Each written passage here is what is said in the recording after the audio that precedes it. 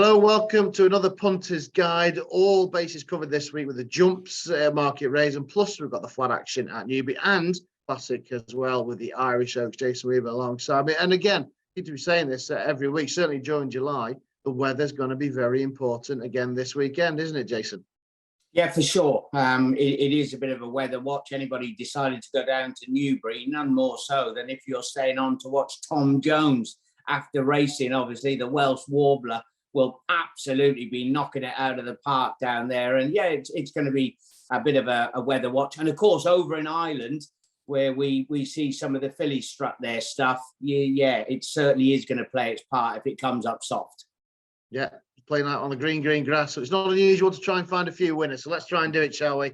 At Newbury, the 150. We've got the Steventon Stakes, a listed race. Al Arsey on the comeback trail. Interestingly, he makes the market, but he was massively below par on his reappearance at Newmarket. Yeah, he ran a shocker, didn't he? He was beaten 25 lengths behind Kamari on that occasion. Look, he probably hasn't won as many as he should do. He probably likes being a big fish in a small pond, which is where he finds himself at the moment. But if anybody can drag him out into the deep water and get him off the bridle, that's where the problems start, isn't it? And I go down through and Phantom Flight finished just in front of him. That wasn't a bad run up at headquarters for him, but they were still beaten a long way. You've got Highland Avenue. I think he's a suspect stayer. I've watched him back on a couple of occasions and he's travelled through his races okay, but he doesn't really hit the line over the 1.25 miles. Dancing Magic and Oviedo down the bottom are probably not good enough. And I've ended up coming down with Epic Poet, who has his first run for the Freddie and Martin Mead team. That squad had a winner recently. Believe this or not, they've had 3 winners this term. That's it, 3 winners from limited runners. This lad had some really good form, previously trained in France. He was behind West Wind Blows. That brings in the pile driver form.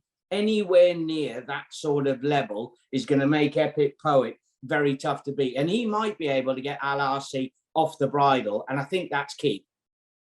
Well, then Epic Poet then for Freddie and Martin Mead in the Steventon.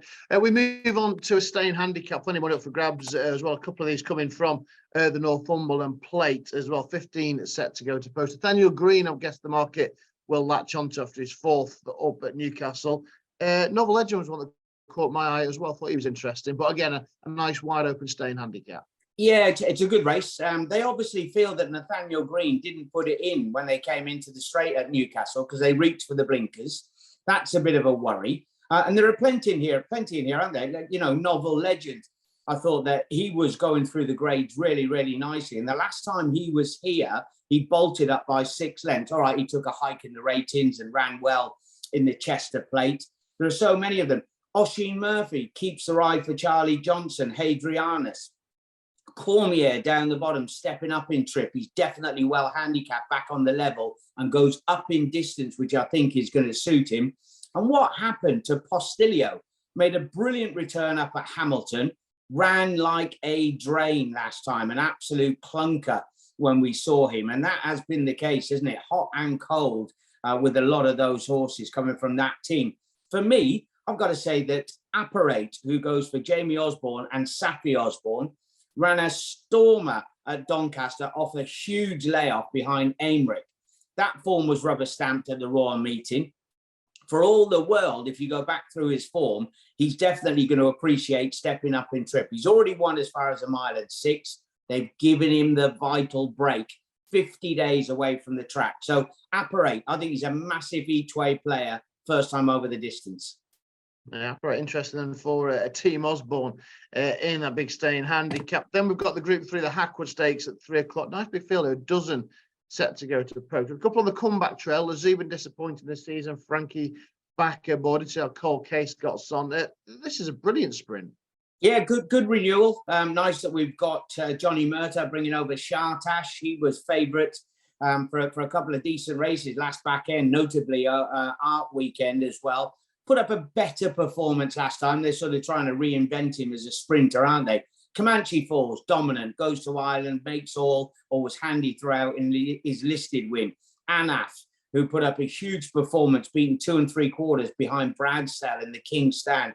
Lots of these bringing in good form. Eraz, very, very nearly horse, isn't he? You know, all last season threatened to be a good horse. They reached for the blinkers.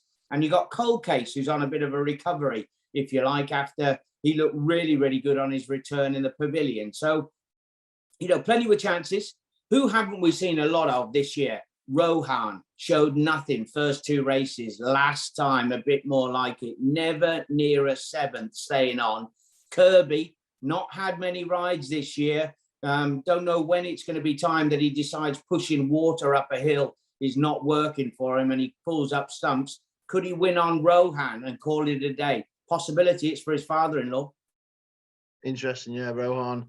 Then Adam Kirby, obviously, Clive Cox saying there's been no fallout, has it? But obviously has lost a gig there. But yeah, best of luck for Adam Kirby or whatever the future holds in there. Right, the Super Sprint, 21 runners. It is usually, to be fair, a case of quantity over quality. You have pulled a rabbit out of the hat a couple of times with some big price places. Where do we start? Look, it's going to be easy, isn't it? If you, how many places? First of all, that's key, isn't it? You know, how many places are we going in here? Well, let's say we get the 21. You know, are we 4, 5? Where are we? I'm going to check. We are. Putting you right on the spot. I know that. I'll leave you and I'll talk about it because Relief Rally is very, very good, isn't she? You know, put up a huge performance in the Queen Mary. That's very strong form. Son of Corbalis, red hot form.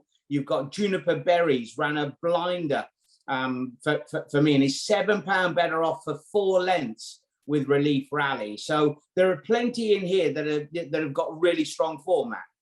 Yeah, should be 3 places. Obviously, we are the extra place, 4 places on the Super Sprint. Yeah, and that's when you need to delve in, and you're looking for something at those prices to run a real big race. I went through this fine-tooth comb time. Payment in kind, around about 33s, I believe, for Harry Eustace. Richard Kingscote comes in for the ride. Ran under an apprentice last time over 6 furlongs 9 days ago here at the course. That was over 6. Looked all over the winner, travelled really well, bound to improve, back down a furlong. I don't mind that second time out, and is a huge price. Can definitely see it getting a slice of the action. Carries next to no weight with a Derby winning jockey on board. Look, Relief Rally's going to be short. Juniper Perry's, all of them, they're on top of each other. If you want one at a price, payment in kind can definitely get a slice of it. Interesting, yeah, I'll hear from Rich Kingscote here on Betfred as well throughout the weekend on his rides. Let's move over to classic action then. Over at the Curragh, the Irish Oaks saved the last dance. Second in the Betfred Oaks, of course, at Epsom. No match for Soul Sister. Though, and then we've got Warm Heart and Blue Stocking. Blue Stocking probably will be a little bit unlucky in the Ribblesdale. Do you give her any chance of turning that form around? I think that's a massive understatement, isn't it? You know, we only got one English raider going over trying to pinch the Euros. What is it?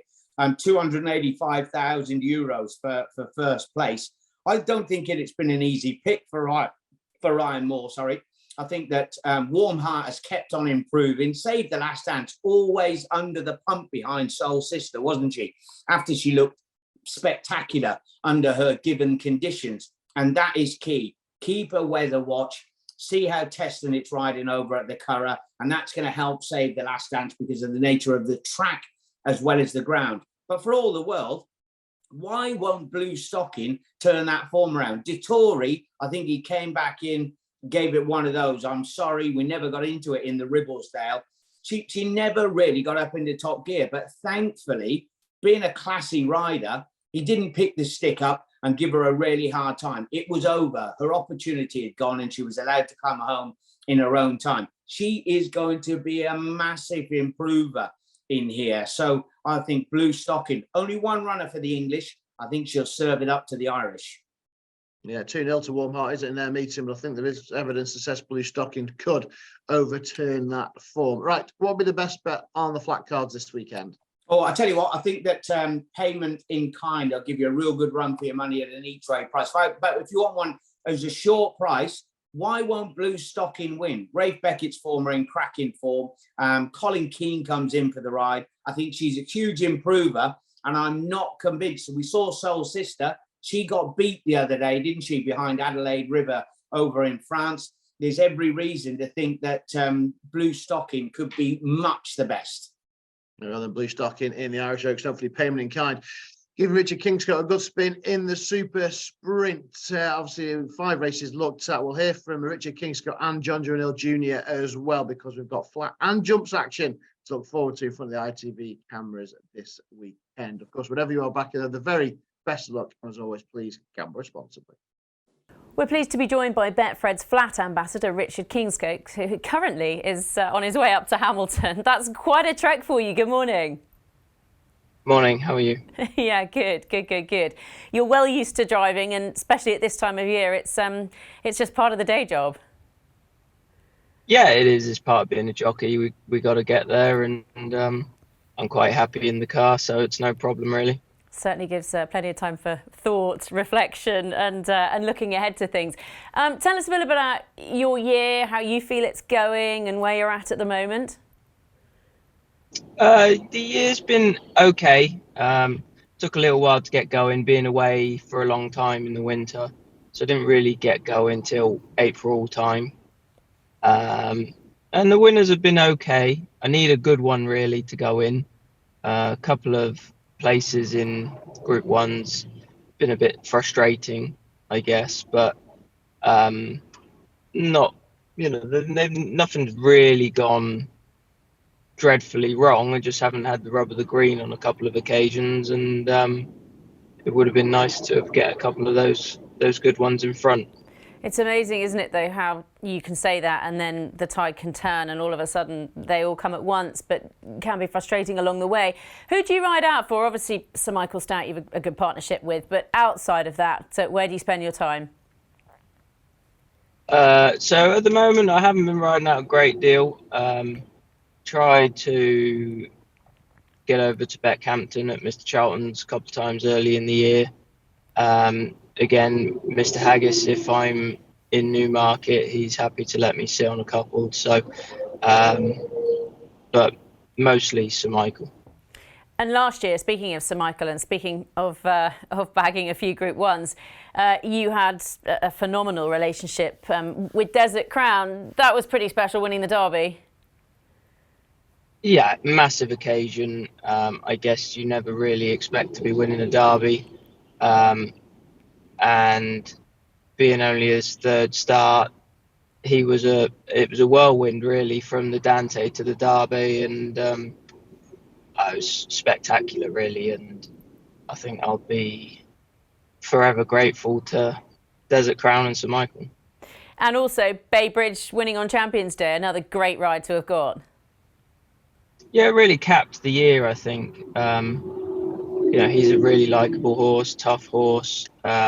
He's one of the ones that didn't quite have the rub of the green this year, but he's still got a top class win in him, and hopefully can get on him later in the year.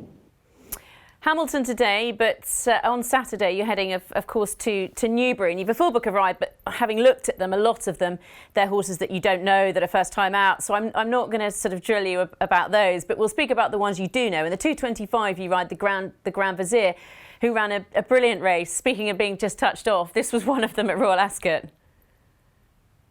Yeah, he ran twice Royal Ascot week. He ran a great race in the second time. He's a very good stay on his day. He gets further than the 2 miles that he'll be running over on Saturday. 2 miles is possibly getting on the short side for him, but he's ran very well in a Yorkshire Cup, making the running.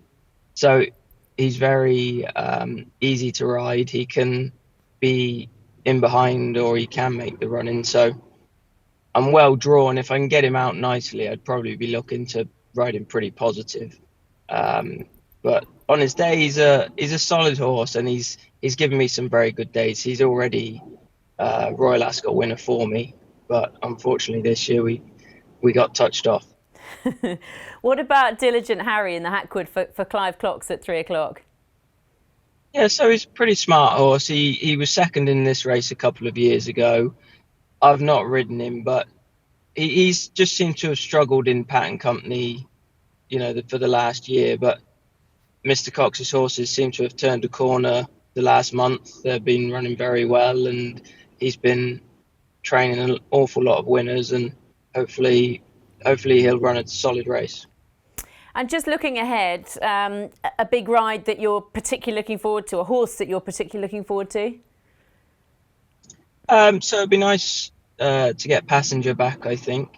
And there's a filly, Infinite Cosmos. She missed Royal Ascot. So hopefully we can get those two back, and also Baybridge hopefully later in the year, get a bit of rain on the ground, and fingers crossed we can get some nice rides going. Well, I'll let you get on your merry way, your 5.5, 6 hour journey to Hamilton. Thank you very much for stopping and joining us, and good luck. No worries, thank you.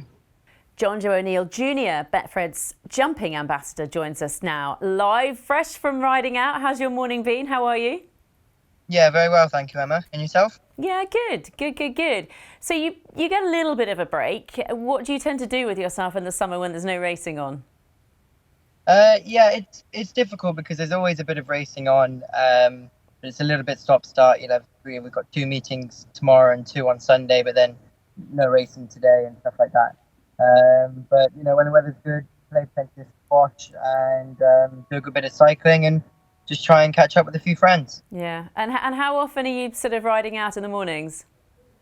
Still riding out every day. Obviously, the winter horses are coming back in now, so we're quite busy that way.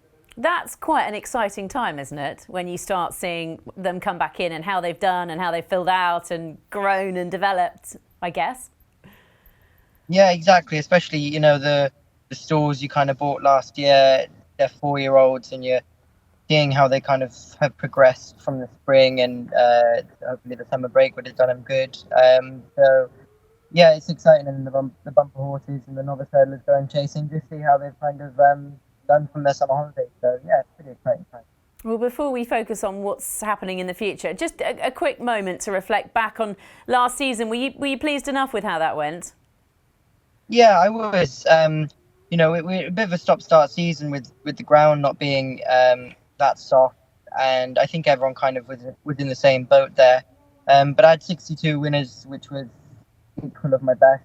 I'd like to have beaten it, but hopefully we can do that this year. Do you set yourself targets? Have you got something in mind this season? Firstly, always to beat last season's target or my best target. And try and find a couple of nice horses along the way. Find a graded horse or two. It definitely helps profile that. Have you got a couple in mind that you're particularly looking forward to this season? Champ's been a very good horse for me. We've nice horse Monbeg Genius. He was 3rd in the Ultima at Cheltenham, behind Curragh Rambler and Fast or Slow. So that looks quite good form now. And we had a few nice novices, Springwell Bay, and a couple of bumper horses. So hopefully just some of them might progress into proper graded horses, hopefully. Yeah, fingers crossed. Well, let's have a quick look at, you've got a good chance on Saturday at Market Raisin. It's quite a fun day, this, isn't it? Good prize money, good crowds. You've got La Dominiale, I should say, in the summer plate. That took me a while to pronounce it. Yeah, she had a really good season last year, especially in the summertime. She really took to chasing.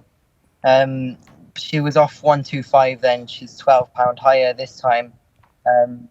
It's going to be difficult for her. The favourite, Frankie de Burle, that won the race last year. We were getting a stone off him last year, and we were only getting, I think, £2 or £3 this year. So she's going to find it difficult. The race probably looks stronger than last year as well. But she won last time at Aintree, and she goes well fresh, and she's in good form, so be looking forward to riding her anyway. And when you won on her at Aintree, I guess it was a slightly improved run, and that was put down to the fact she'd had a little bit of a break. Is that something that suits her, to be quite fresh? Yeah, I think so. She's a mare, and they can typically do that. We rode her slightly differently at Aintree, so she has won making the running, and she got dropped in the last day. So I suppose we'll just have to see how the race pans out. But she's a little bit more versatile now. And after Saturday, when are you next back in action? I think there's Southall Monday or Tuesday, and there's Worcester and Uttoxeter next week. So there's few bits and bobs, but yeah, as I say, this time of year, leading up into the break in August, it's a little bit diluted, but that's just the time of year we're in. And what about the flat racing? It's obviously a busy time on that front. Is that something you follow at all? Yeah, I follow the flat racing a lot. Especially all the good races. No, I love the flat racing as much as I do the jump racing, to be honest. Yeah, big fan. Brilliant. Well, thank you very much for your time. Good luck on Saturday and good luck for the rest of the season. Thank you. Thanks for having me. Cheers.